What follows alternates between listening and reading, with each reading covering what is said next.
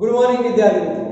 હવે આજે આપણે આપણા ચેપ્ટરનો છેલ્લો ટોપિકનો અભ્યાસ કરવા જઈ રહ્યા છીએ અને ટોપિકનું નામ છે રાસાયણિક પ્રક્રિયાના સંઘાતનો સિદ્ધાંત।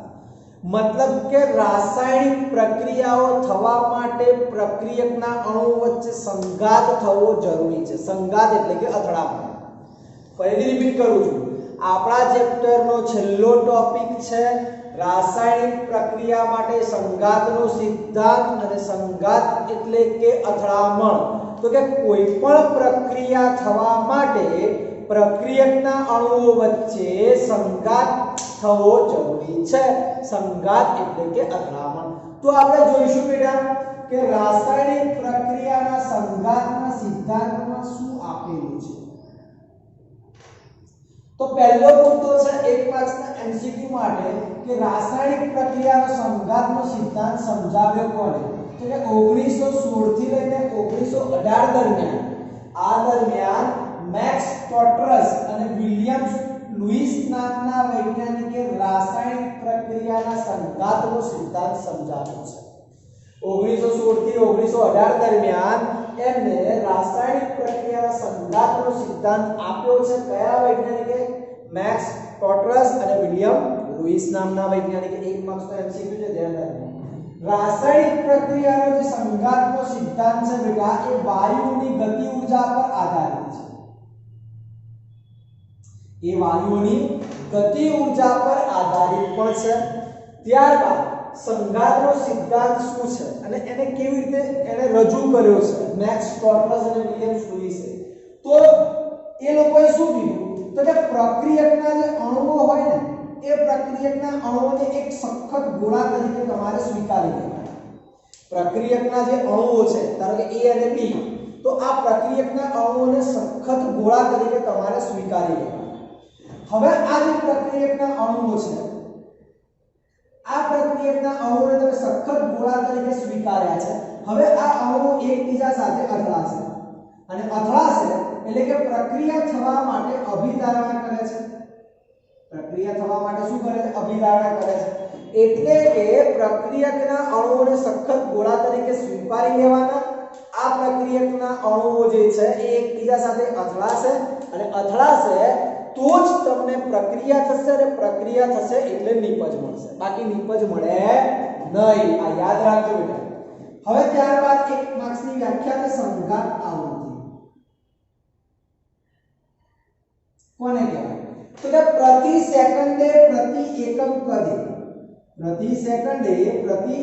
કદે સંઘાતની આવૃત્તિને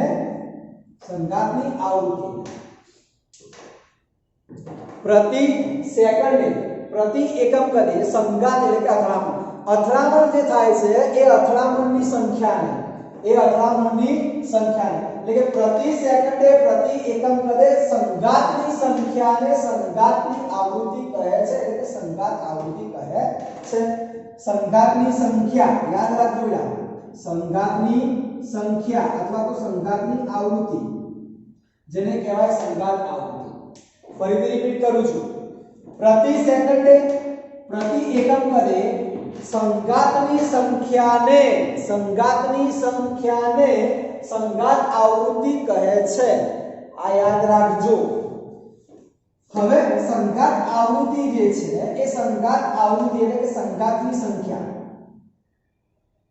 અને સક્રિયકરણ ઊર્જા પર પ્રક્રિયાનો વેગ જે છે એ આધારિત છે। 1 માર્ક્સનો એમસીક્યુ થયો કે નહીં બેટા? પ્રક્રિયાનો વેગ જે છે એ કોના પર આધારિત છે?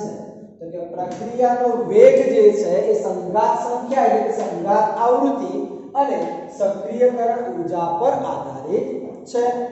ત્યારબાદ એક મેં પ્રાથમિક દ્વિઆણ્વીય પ્રક્રિયાને ધ્યાનમાં લઈ લીધી છે A + B, તો મને નિપજ મળે છે C। તો આ દરમિયાન આ પ્રક્રિયાનો જે વેગ લખ્યો છે એ વેગ છે ZAB e−e/RT। આ જે સંઘાત આવૃત્તિ છે એને Z વડે દર્શાવાય છે। તો આ ZAB શું છે? તો કે ZAB એ A અને B ના પ્રક્રિયકના અણુઓ વચ્ચે થતો સંઘાત છે। પ્રક્રિયક A અને B ના અણુઓ વચ્ચે થતો સંઘાત છે એટલે કે સંઘાત આવૃત્તિ છે આ Z। e raise to minus e upon RT શું છે? તો આખું પદ સમજાયેલું છે કે e કરતા વધારે અથવા તો ઓછી ઊર્જા ધરાવતા અણુઓનો અંશ છે. સક્રિયકરણ ઊર્જા કરતા વધારે અથવા તો ઓછી ઊર્જા ધરાવતા અણુઓનો અંશ છે. કોણ? e raise to minus e upon RT. હવે આ જે સમીકરણ છે એવી જ રીતે આહેતીય સમીકરણ પરથી વેગ લખ્યો છે. વેગ ત્યાં શું લખ્યો છે કે a e raise to minus e upon RT. હવે આ સમીકરણ તો તમને ખબર જ છે આહેતીય સમીકરણ છે. તો આ a શું છે? આ a જે છે આહેતીય અવયવ છે. આ a શું છે? આહેતીય અવયવ. એટલે આહેતીય અવયવ જે છે એટલે કે સંઘાત આવૃત્તિ ZAB સાથે પણ સંબંધિત છે, એટલે કે સંબંધ ધરાવે છે. આ આહેતીય આવૃત્તિ અથવા તો આહેતીય અચળાંક જે છે એ સંઘાત આવૃત્તિ ZAB સાથે પણ સંબંધ ધરાવે. હવે મુખ્ય વસ્તુ છે આ થિયરી. આ થિયરીની મુખ્ય વસ્તુ શું છે બેટા? ધ્યાન આપજો. અસરકારક સંઘાત માટે એટલે કે પ્રક્રિયકમાંથી નિપજ બનવા માટેની કન્ડિશન. પ્રક્રિયકમાંથી નિપજ બનવા માટેની 3 કન્ડિશનો છે. આ કન્ડિશનો ફોલો થાય તો જ તમને નિપજ મળે, બાકી મળે નહીં. તો અસરકારક સંઘાત માટે 3 કન્ડિશનો છે. પહેલી કન્ડિશન, પ્રક્રિયકના અણુઓ વચ્ચે સંઘાત થવો જરૂરી છે. પહેલી કન્ડિશન શું છે? પ્રક્રિયકના અણુઓ વચ્ચે સંઘાત થવો જરૂરી છે. જો અણુઓ વચ્ચે સંઘાત. બીજો મુદ્દો, પ્રક્રિયકના અણુઓ જે આ એકબીજા સાથે સંઘાત કરે છે ને, તો એ સંઘાત કરે તો છે પણ તેમની પાસે પૂરતી ગતિ ઊર્જા, જેને બીજા શબ્દોમાં કહેવાય દહેલી ઊર્જા. તો કે પ્રક્રિયકના અણુઓ જે છે તેમની પાસે પૂરતી ગતિ ઊર્જા હોવી જોઈએ. એટલે કે સંઘાત પામતા પ્રક્રિયકના અણુઓ સંઘાત પામશે, એટલે કે સંઘાત પામતા અણુઓ પાસે પૂરતી ગતિ ઊર્જા હોવી જોઈએ. ત્યારબાદ તમારા જે સંઘાત પામતા અણુઓ છે, જેને આપણે સ્પીસીસ કહીએ છીએ, સંઘાત પામતા અણુઓ જે છે એની સ્પીસીસ જે છે એનો દિક વિન્યાસ એટલે કે યોગ્ય દિક વિન્યાસ હોવો જરૂરી છે. એટલે કે યોગ્ય દિશામાં અથડામણ થવી જરૂરી છે. હવે યોગ્ય દિશામાં અથડામણ થાય નહીં તો નિપજ પણ મળે નહીં. અહીંયા એક લખ્યું છે સંઘાત પામતી સ્પીસીસ યોગ્ય દિક વિન્યાસ ધરાવતો હોવો જોઈએ. યોગ્ય દિક વિન્યાસ ધરાવતો હોવો જોઈએ. એટલે 3 કન્ડિશનો છે પ્રક્રિયકમાંથી નિપજ બનવા માટે. પહેલી કન્ડિશન, પ્રક્રિયકના અણુઓ વચ્ચે સંઘાત થવો જરૂરી છે. બીજો મુદ્દો, સંઘાત પામતા અણુઓ પાસે યોગ્ય પૂરતી ગતિ ઊર્જા હોવી જરૂરી છે. અને ત્રીજો મુદ્દો, સંઘાત પામતી જે સ્પીસીસ છે એનો યોગ્ય દિક વિન્યાસ પણ હોવો જરૂરી છે. એટલે કે યોગ્ય દિશામાં અથડામણ થવી જરૂરી છે. ત્યારબાદ છે સંભવ્યતા અવયવ P કહેવાય છે. તેનો મેં વેગ લખ્યો છે, પ્રક્રિયાનો વેગ P * ZAB * e raise to minus e upon RT. આ વેગ જે છે એને ચલે છે P, એટલે કે સંભવ્યતા અવયવ. એનો મતલબ શું છે? યોગ્ય દિક વિન્યાસ સંઘાત કહેવાય. યોગ્ય દિક વિન્યાસ સંઘાત કહેવાય. વેગ જે છે ચલે છે ZAB. ZAB તમને ખબર જ છે, સંઘાત પામતા અણુનો અંશ લઈ લેવાનો છે સંભવ્યતા અવયવમાં. હવે અહીંયા આપણી થિયરી પૂરી થઈ જાય છે, પણ એક ઉદાહરણ સમજીએ છીએ. અને આ જે ઉદાહરણ લખ્યું છે તમે 10મા ચેપ્ટર પ્રમાણે લખ્યું છે, એટલે ધ્યાન આપજો. આ 10મા ચેપ્ટર પ્રમાણે છે બ્રોમોમિથેન. તમે ભણી ગયા છો એસેમ્બલી પ્રક્રિયા, આ એક છે. તો કે બ્રોમોમિથેન છે. આ બ્રોમોમિથેનની OH- કેન્દ્રાનુરાગી પ્રક્રિયક, OH- કેન્દ્રાનુરાગી પ્રક્રિયક સાથે પ્રક્રિયા યોગ્ય દિક વિન્યાસમાં થાય તો તમને એક મધ્યવર્તી નિપજ મળતી હતી 10મા ચેપ્ટરમાં. અહીંયા મેં લખી નથી જગ્યાના અભાવે, પણ તમને યાદ કરાવી દઉં. એક જ સમતલમાં 3 હાઇડ્રોજન પરમાણુ જોડાયેલા હોય, મુક્ત તથા સમૂહની વિરુદ્ધ બાજુએ દાખલ થતો સમૂહ જોડાય છે OH-, બરાબર. તો એ મધ્યવર્તી સંયોજન આવે અને એમાંથી પછી આપણને નિપજ આલ્કોહોલ મળતી હતી SN2 પ્રક્રિયાના આધારે. તો અહીંયા મેં ટૂંકમાં લખ્યું છે કે બ્રોમોમિથેનની OH- સાથે યોગ્ય દીપ વિન્યાસમાં પ્રક્રિયા થાય તો તમને નિપજ જે છે મિથેનોલ મળે છે અને બ્રોમિન આયન મુક્ત થાય છે. બ્રોમિન આયન શું થાય છે? મુક્ત થાય છે. એવી જ રીતે આ બ્રોમોમિથેનની પ્રક્રિયા OH- સાથે અયોગ્ય દીપ વિન્યાસમાં પ્રક્રિયા થાય એટલે પ્રક્રિયકના અણુ વચ્ચે અથડામણ તો થશે પણ અયોગ્ય દીપ વિન્યાસ હોવાના કારણે તમને નિપજ મળતી નથી. તમને નિપજ મળતી નથી. તો અહીંયા આપણે જે સિદ્ધાંત છે સંઘાતનો સિદ્ધાંત એ પૂર્ણ થયો અને આપણું ચેપ્ટર પણ પૂર્ણ થયું. ફરીથી એકવાર રિપીટ કરું છું, ધ્યાન આપજો બેટા. રાસાયણિક પ્રક્રિયા માટે સંઘાતનો સિદ્ધાંત 1916 થી લઈને 1918 દરમિયાન મેક્સ સ્ટોર્ટ્રેસ અને વિલિયમ લુઈસ નામના વૈજ્ઞાનિકે સમજાવ્યો છે. આ સંઘાતનો સિદ્ધાંત જે છે એ વાયુઓની ગતિ ઉર્જા પર આધારિત છે. સંઘાતનો સિદ્ધાંત શું છે તો કે પ્રક્રિયકના અણુઓને સખત ગોળા તરીકે તમારે સ્વીકારવાના છે અને સ્વીકાર્યા બાદ આ પ્રક્રિયકના અણુઓ જે છે એકબીજા સાથે અથડાય છે એટલે કે પ્રક્રિયા થવા માટે અભિધારણા કરે છે કે પ્રક્રિયા હવે થશે. પ્રક્રિયકના અણુઓ અથડાય ને ત્યાર પછી એવું નક્કી થઈ જાય કે હવે પ્રક્રિયા કંઈક આગળ થશે એટલે કે પ્રક્રિયા થવા માટે અભિધારણા કરે છે. ત્યાર પછી વ્યાખ્યા છે સંઘાત આવૃત્તિ જેને Z કહેવાય. પ્રતિ સેકન્ડે પ્રતિ એકમ કદે સંઘાતની સંખ્યાને સંઘાત એટલે કે અથડામણની સંખ્યા પ્રતિ સેકન્ડે પ્રતિ એકમ કદે સંઘાતની સંખ્યાને સંઘાત આવૃત્તિ Z કહે છે. પ્રક્રિયાનો વેગ જે છે એ સંઘાત સંખ્યા એટલે કે સંઘાત આવૃત્તિ અને સક્રિયકરણ ઊર્જા પર આધારિત છે. મેં એક પ્રાથમિક દ્વિઆણીય પ્રક્રિયા લઈ લીધી છે. A+B gives નિપજ મળી. એનો વેગ લખ્યો ZAB e⁻ z શું છે? સંઘાત આવૃત્તિ. AB નો મતલબ શું? તો કે A અને B ના અણુઓ વચ્ચે સંઘાત થાય છે એટલે કે A અને B વચ્ચેની સંઘાત આવૃત્તિ. e⁻ પદ કીધું E કરતા વધારે અથવા તો ઓછી ઊર્જા ધરાવતા અણુનો હશે. આવી જ રીતે આયનીય સમીકરણ લખ્યું વેગ A એ જે છે A એટલે આયનીય અચળાંક. આ આયનીય અચળાંક સંઘાત આવૃત્તિ ZAB સાથે સંબંધ ધરાવે છે. અસરકારક સંઘાત થવા માટેની ત્રણ કન્ડિશનો છે. પહેલી કન્ડિશન પ્રક્રિયકના અણુઓ વચ્ચે સંઘાત થવો જરૂરી છે. બીજી કન્ડિશન સંઘાત પામતા અણુઓ પાસે પૂરતી ગતિ ઊર્જા હોવી જોઈએ. ત્રીજી કન્ડિશન સંઘાત પામતા જે અણુઓ છે એમની સ્પીસીસ જે કહીએ છે એનો યોગ્ય દિક વિન્યાસ હોવો જરૂરી છે એટલે કે યોગ્ય દિશામાં અથડામણ થવી જરૂરી છે. સંભવ્યતા અવયવનું સૂત્ર લખ્યું PZAB e⁻ P જે છે એ વેગ સાથે સમપ્રમાણમાં છે યોગ્ય દિક વિન્યાસ સંઘાત કહેવાય. ZAB છે સંઘાત પામતા અણુઓનો અંશ થયો.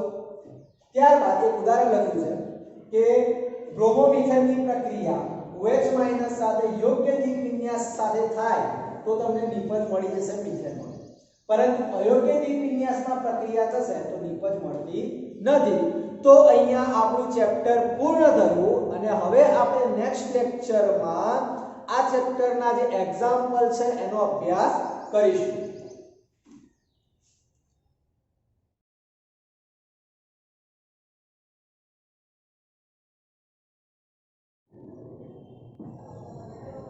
ગુડ મોર્નિંગ વિદ્યાર્થી મિત્રો.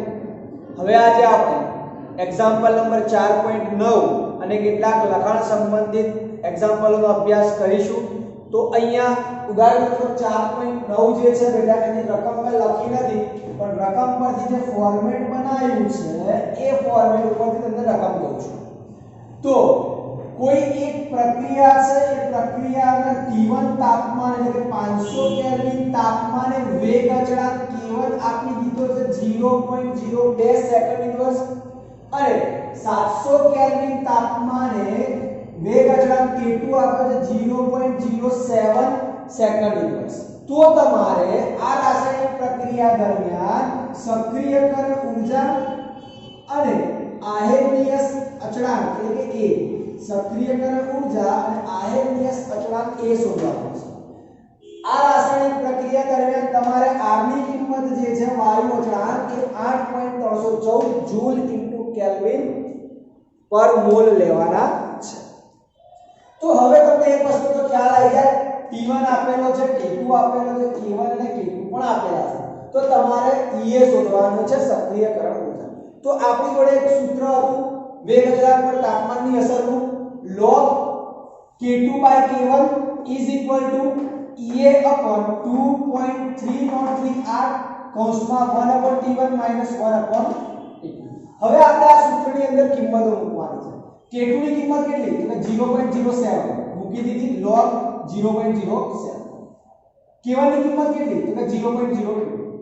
EA 2.303 into R ની કિંમત છે 8.314 T1 ની કિંમત છે 500 એટલે 1/500 minus T2 છે 700 તો કે 1/700 સિમ્પલ 0.07 divided 0.02 કર્યા તો એની જે કિંમત મળી એ મળી 3.5 તો log 3.5 કહેવાય આ બંનેનો ભાગાકાર કર્યો એટલે આપણને મળી ગયા 3.5 એટલે log 3.5 હવે શું કર્યું તો કે 2.303 અને 8.314 નો ગુણાકાર કર્યો તો એની જે કિંમત મળી છે એ મળી છે 19.147 2.303 ગુણ્યા 8.314 નો ગુણાકાર કર્યો તો કે 19.147 અહીંયા 700 ક્રોસ ગુણાકાર એટલે 700 - 500 એટલે 700 - 500 500 ગુણ્યા 700 એટલે 3,50,000 થઈ ગયા બરાબર હવે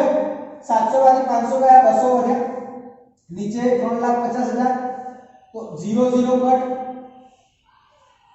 2 0 કટ થઈ ગયા સિમ્પલ 3.5 નો log લીધો 3.5 નો log કેટલો મળ્યો તો કે 0.544 ભાગાકારમાં જે સામે ગુણાકારમાં જતા રહેશે બે આવતા રહેશે નીચે એટલે કે 0.544 ગુણ્યા 19.144 ગુણ્યા 3500 ડિવાઇડેડ બાય 2 નીચે આવશે તો આપણે આનું સાદું કાપીશું તો આપણને કિંમત મળશે 18,228 જૂલ કેટલી મળે છે 18,228 જૂલ આપણને સક્રિયકરણ ઊર્જા મળી ગઈ તો આ રીતે તમારે સક્રિયકરણ ઊર્જા શોધવાની છે ત્યારબાદ તમારે આયનીય અચળાંક A શોધવાનો છે તો તમને આયનીય સમીકરણ ખબર છે K = A *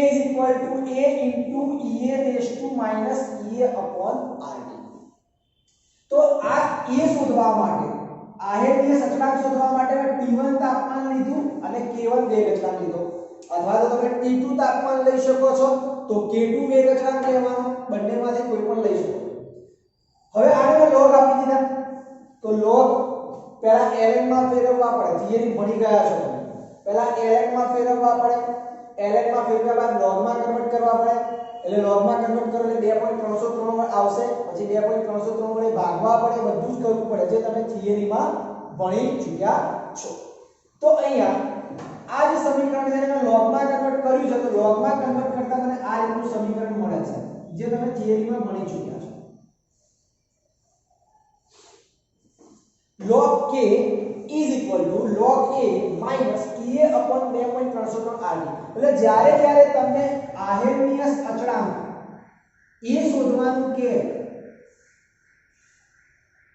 આહેનિયસ અચળાંક A શોધવાનું કે ત્યારે આ સૂત્રનો ઉપયોગ કરવાનો એટલે કે A શોધવા માટેનું સૂત્ર છે k ની કિંમત 0.02 એટલે કે log 0.02 is equal to log a minus EA તમને મળી ગયા છે 18,228 જૂલ તો EA મૂકી દીધા 18,228 ભાગ્યા 2.303 ગુણ્યા 8.314 T1 છે 500 કારણ કે મેં તમને કીધું T1 અને K1 લો અથવા તો T2 અને K2 લો બંનેમાંથી કોઈ પણ લઈ શકો હવે સાદું રૂપ આપવાનું છે તો 0.02 નો log લીધો તો કિંમત મળી -1.698 0.02 નો log લીધો તો કિંમત કેટલી મળી -1.698 log a એમના એમ છે માઈનસ 18,228 ભાગ્યા 2.303 ભાગ્યા 8.314 ભાગ્યા 500 કરશો એટલે સાદું રૂપ તમને મળશે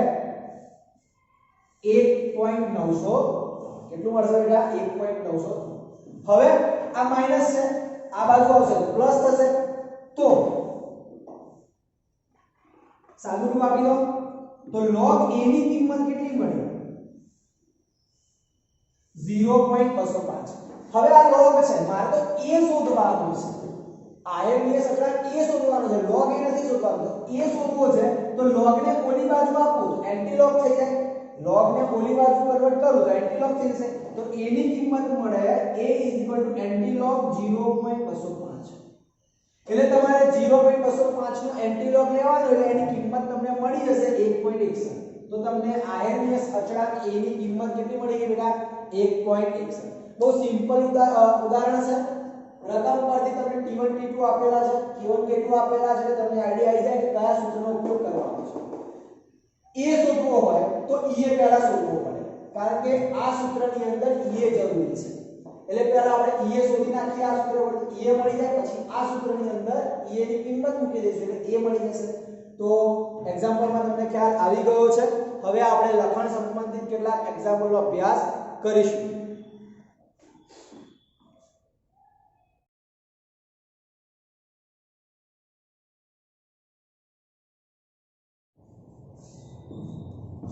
ઉદાહરણ નંબર 4.9 નો અભ્યાસ કર્યા બાદ હવે અત્યારે આપણે લખાણ સંબંધિત પ્રશ્નો જે છે એમાં બે એક્ઝામ્પલ ગણવાના છે. જેમાં 4.8 ની વાત કરીએ તો રકમ પરથી તમને એટલું કહું કે T1 તાપમાન તમને આપ્યું છે 298 કેલ્વિન. તે તાપમાનમાં 10 કેલ્વિનનો વધારો થાય છે, એટલે કે 10 કેલ્વિનનો વધારો થાય તો તમને T2 મળે છે 308 કેલ્વિન.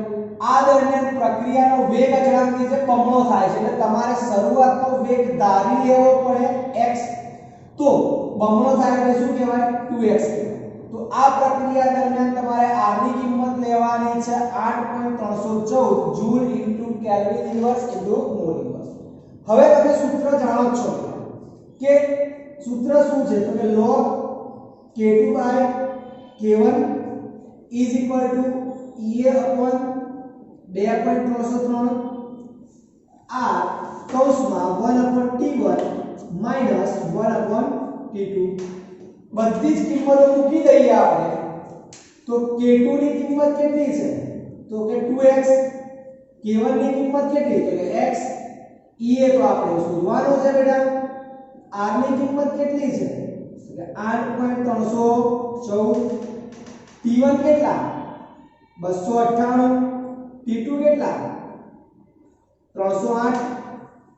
સાદું રૂપ આપવાનું છે પણ એના પહેલા x કટ. તો log 2 ની કિંમત શું થશે? log 2 ની કિંમત શું થશે? તો કે 0.3010 આપણે જાણીએ છીએ સારી રીતે.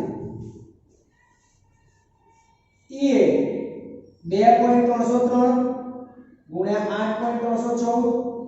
અહીંયા સાદું રૂપ આપો તો 308 માઈનસ 298 એટલે 10 વધ્યા, નીચે ગુણાકાર.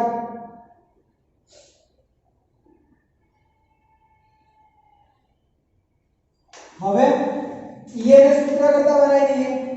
તો EA ને સૂત્ર કરતા બનાવીએ બેટા તો 0.3010 ગુણ્યા 2.303 ગુણ્યા 8.314 ગુણ્યા 298 ગુણ્યા 308 ભાગ્યા 10 કરીએ એટલે આપણને જે EA ની કિંમત છે સક્રિયકરણ ઊર્જા 52898 જૂલ પ્રતિ મોલ મળી જાય.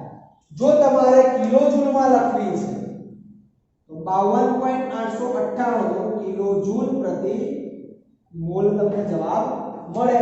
તો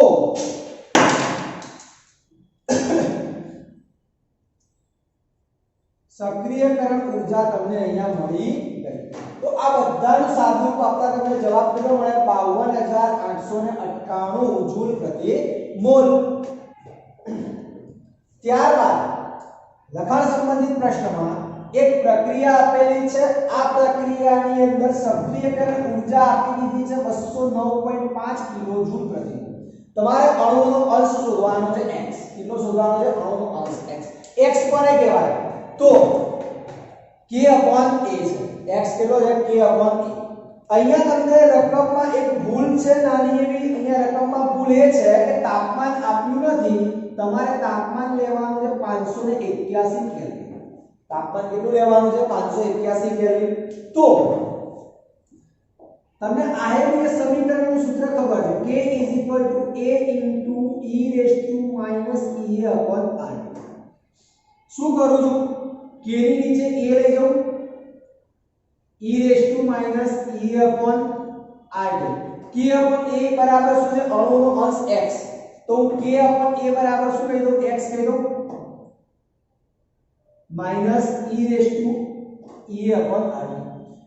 ln આપવા પડે. ln આપો એટલે ln ને પછી log માં કન્વર્ટ કરવા પડે. તો ln આપી દો, ln x -e/RT ln e. ln ની કિંમત થઈ જશે 1. ln ની કિંમત કેવી થઈ જાય? 1. ln ને હું log માં કન્વર્ટ કરું તો કે 2.303 log x -e/RT. ln e ની કિંમત થઈ ગઈ 1. ln e ની કિંમત કેટલી થઈ ગઈ બેટા? 1 થઈ ગઈ. આ સમીકરણને 2.303 વડે ભાગી દો તો log x -e/2.303 RT. હવે આપણને સૂત્ર મળી ગયું. તો આ તમારું સૂત્ર થયું અણુઓનો અંશ x શોધવાનું સૂત્ર. આટલું યાદ રાખજો. આ સૂત્ર જે થયું અણુઓનો અંશ શોધવાનું સૂત્ર. હવે આ સૂત્રની અંદર કિંમત મૂકી દઈએ બેટા આપણે. તો કિંમતમાં આપણે log x તો શોધવાનો છે. એટલે કે EA ની કિંમત કેટલી છે? એટલે -209.5 કિલો જૂલ છે. જૂલમાં કન્વર્ટ કરવું એટલે 1000 વડે ગુણી નાખવા પડે. 2.303. R ની કિંમત છે 8.314. તાપમાન છે 581 કેલ્વિન. આ બધાનું સાદુરૂપ આપવું પડે બેટા. આ બધાનું શું કરવું પડે? સાદુરૂપ આપવું પડે. અને આ બધાનું સાદુરૂપ તમે આપશો તો તમને સાદુરૂપ આપતા જે મળશે 18.8323 આન્સર મળશે. કેટલો મળશે? -18.8323 આન્સર મળશે. આ બધાનું સાદુરૂપ આપતા. ત્યારબાદ log ને ઓલી બાજુ આપીશું એટલે એન્ટી log કહેવાય. તો એન્ટી log -18.8323. હવે ક્યારે માઈનસ નો એન્ટી log હોય નહીં. એટલે આ કિંમતને 19 માંથી બાદ કરવી પડે. આ કિંમતને શું કરવી પડે? 19 માંથી બાદ કરવી પડે. અને જે જવાબ મળે એનો એન્ટી log લેવાનો. એટલે તમને જે આનો જવાબ મળશે 1.47 ગુણ્યા 10 ની -19 ઘાત. કેટલો મળશે? 1.47 ગુણ્યા 10 ની -19 ઘાત. હજી કહું છું આ જે કિંમત છે આનો ક્યારેક એન્ટી log હોય નહીં. આ કિંમતને 19 માંથી બાદ કરો તો આ કિંમતને 19 માંથી બાદ કરો એટલે જુઓ અહીંયા ગણો 0.832 છે બરાબર. 1 માંથી 0.832 ને બાદ કરવાના એટલે અહીંયા 8 કરો એટલે 840 થયા બરાબર. એટલે અહીંયા 0.168 નો તમારે 0.168 નો તમારે એન્ટી log લેવો પડશે. 0.168 નો એન્ટી log લેવો પડે. આ કિંમતને 19 માંથી બાદ કરો તમે. જુઓ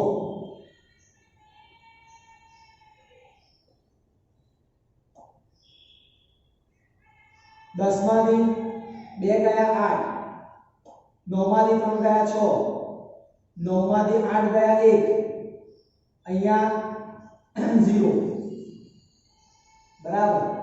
અહીંયા શું થઈ જશે? 0. એટલે તમારે 0.168 નો તમારે શું લેવો પડે? એન્ટી log લેવો પડે. એટલે તમે 19 માંથી બાદ કરી એટલે 19 ઘાત થઈ ગઈ. 19 બાદ 0.168 આ રીતે લખાય. એન્ટી log કોનો લેવો પડે?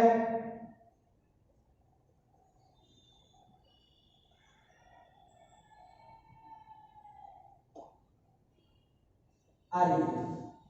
તો તમને જે જવાબ મળશે એ જવાબ કેટલો મળશે? 1.47 ગુણ્યા 10 ની -19 ઘાત તમને આન્સર મળશે.